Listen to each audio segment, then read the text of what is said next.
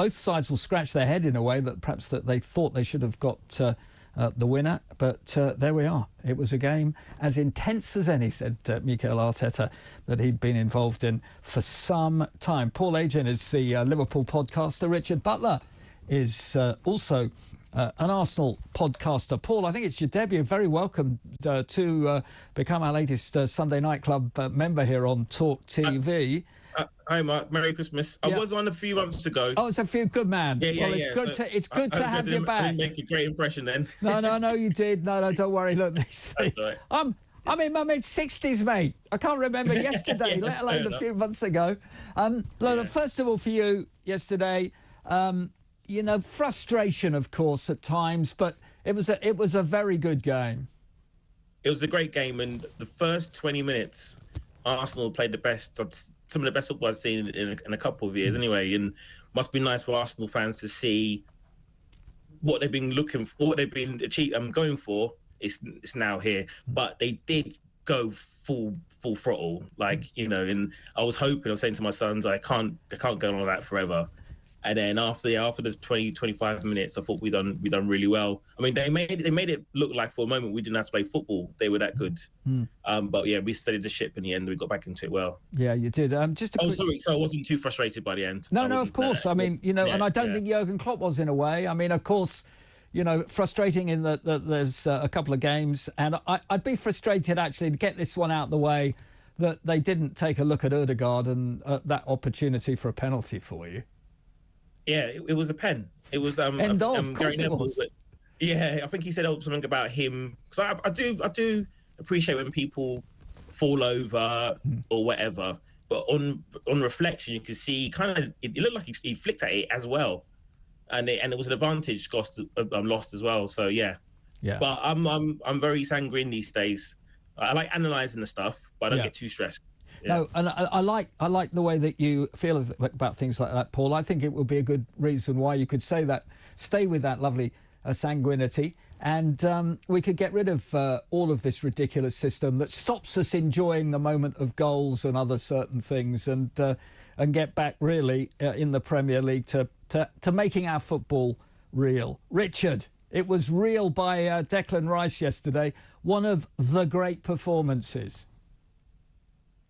One of many, actually, this season, to be fair. I mean, he's been our best signing for what I can remember for many years, probably going back to Patrick Vieira days and people like that. He's been an absolute changer in this team. You can see yesterday, in terms of obviously the game against Liverpool last season, how much more mature we looked yesterday in the way that we handled that game. Yes, we played great football for 20 minutes, and that was fantastic to see. But even when Liverpool were getting on top in the second half, last season we kind of folded at that point in the game, whereas yesterday we didn't, and we dug in and we mainly kept Liverpool at bay. It was that one counter-attack, wasn't it, when they hit the bar, that we were exposed a little bit. But other than that, I thought we managed that game really well in the second half, and that was my concern going into it, because of what had happened last season, and because in some of the bigger away games we've tended to struggle. This season at Newcastle, at Villa, we'd lost both of those two games, and it kind of concerned me a little bit. But we showed yesterday that this team have learned from last season. Declan Rice, I think he's the one that's made that big difference. He's added that leadership on the pitch, which maybe we've lacked at times in these type of games. And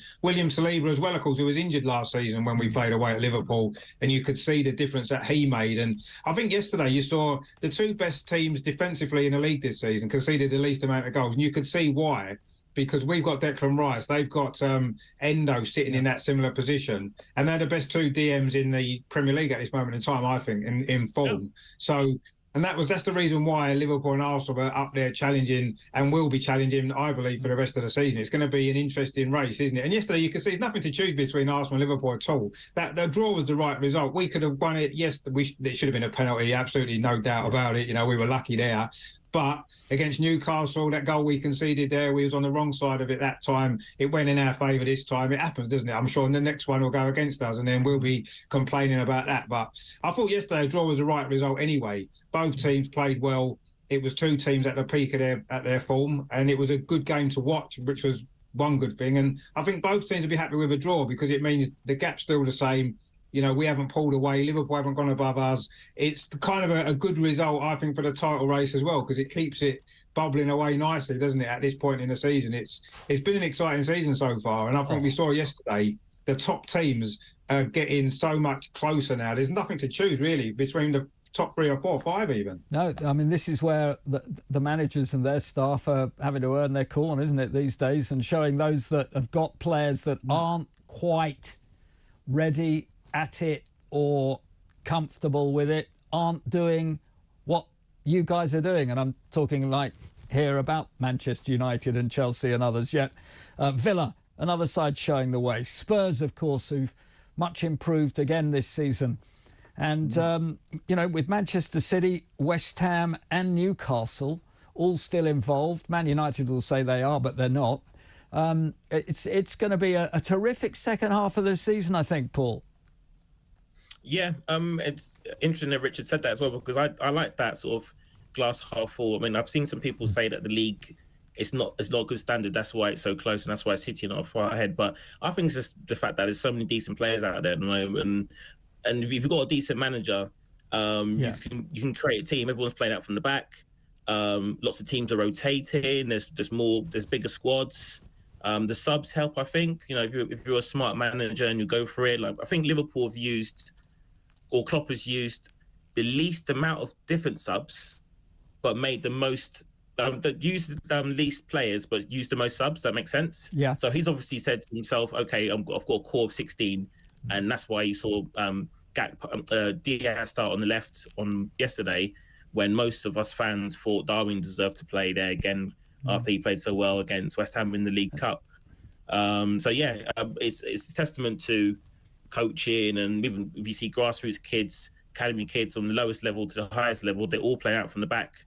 And you're just going to get better and better footballers in the next few years. Yeah. I just want more to you, Paul, at this stage. You talked about the atmosphere. Was it better than it has been in the past? Of course, for all of us at all the clubs in the Premier League, the corporates are getting in the way. I mean, I know it's the way that they make a lot more money at the clubs, and the owners, that's what they look at. But, you know, that at times is why you don't have all of the time, and Klopp has talked about it and moaned about it, that people aren't shouting in the way that he wants them to. If you've got people who are just there for as much for the roast turkey as they are for a roast of the opposition at the back, then you're not going to hear in the same way that you know you can. Yeah, I can only talk on what I think about Liverpool. I haven't been to Anfield this season. When I've been, it depends. When I've been out in different times in the last 20 years when we've been on top of the game or not. And sometimes when you're on top of the game, or off your game, you're expecting the player to do something. You just get a bit used to it. And the Arsenal game, after he spoke about it, and then they went ahead, and there was a roar from the Kop or the whole Anfield straight after, like, come on. And it was a bit more tasty because we know Arsenal are a decent team now.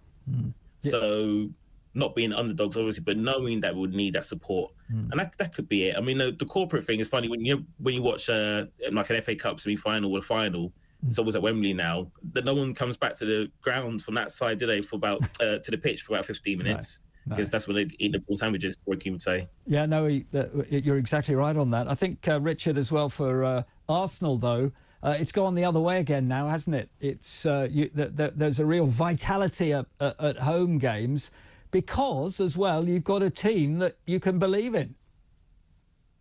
I mean, I think that's the key, isn't it? I mean, it's easier for the fans to get behind a team that's playing well, winning games, challenging for honours. You know, if you're watching a team, you know, you talked about Manchester United and Chelsea earlier, they're going through difficulties.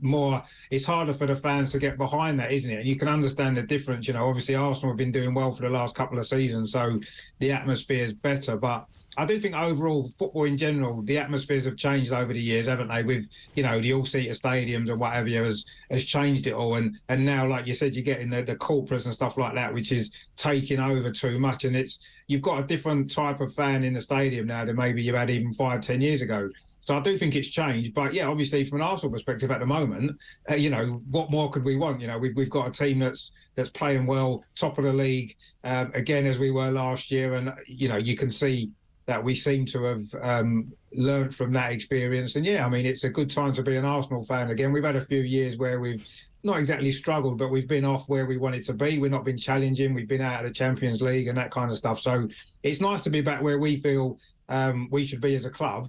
And it's a nice time. And let's just hope that at the end of the season, this time, it doesn't all fall apart in the way it did last year. I'm confident it won't do. But I agree, it's going to be an exciting second half of the season because you can't take any game for granted anymore. You know, there's no easy games as such. You know, you've got teams like Bournemouth that are going to Old Trafford and winning 3-0. You know, you've got Wolves who are doing really well. They can beat any of the top teams on their day. So, you know, it makes it better as a league to watch because you can't predict the games anymore. It's not like we look at a game, we've got a couple of games coming up in the next week that normally you'd think, well, Arsenal should win them. West but Ham I'm not taking next. either of those. Yeah, West Ham next, exactly. And, you know, they can beat us on their day. They beat us in the Cup before. We've got Fulham. You know, they've won a couple of home games 5-0 recently. So, you know, we can't take them for granted either. And it makes it more interesting. At the moment, things are going well for us. We're doing well. We got that great result yesterday. And let's hope that we can carry it on. But it's one game at a time. It has to be this season because anyone can beat anybody. And you can see Man City struggling in the way that they are. And that's not happened for quite a long time, really, has it? So it just goes to show, doesn't it, that this season is an opportunity for somebody different, maybe, you know, 3 years in a row they've won it. No one's ever won it 4 years in a row. I think this season's a season, Arsenal, Liverpool, Aston Villa maybe to sneak up there, do a Leicester maybe, I don't know, but there's an opportunity certainly for Arsenal's perspective to really make up for what we made the mistakes we made last year and actually finish this season in the way that we're playing now, and that would be amazing. I mean, you talked about Man United before. We've not won the league for 20 years. I know Liverpool didn't win it for 30 years until recently. So, you know, big clubs are struggling to maintain that success. And I think for Arsenal now, this is a really important time because we've got a young team, we've got a young manager, we're still improving. And if we can win a big trophy this season, the Premier League would be amazing. What we would get from that, I think, in terms of maturing this team and moving forward, could be a period where we could go on and have real success for the next 4 or 5 years. Yeah. Whereas if we don't manage to sustain this and we fall away, is that then the turning point to think maybe we need something different to take that next step? So I think the next 3 or 4 months are going to be really important, not only for Arsenal, but for Mikel Arteta and for these players as well, to whether or not this team is going to be the team to go on and maybe take over from Man City for the next couple of years, because we've certainly got the potential to do that. We saw yesterday, not many teams go to Anfield and play the way we did in that first 25 minutes. You know, we could have lost in the end, I agree, but equally we could have won that game. And to play like that shows that this team at this moment in time are looking great. But we were last year at this point as well. So let's hope that yesterday for me was a positive sign about the future now, because I think we look a different team now than we did last season at Anfield. I know that there was more pressure on us in April than there is in December, but I saw a different side to Arsenal yesterday that really, really impressed me, and I'm hoping that this can be maintained. And Paul, with Liverpool, I was interested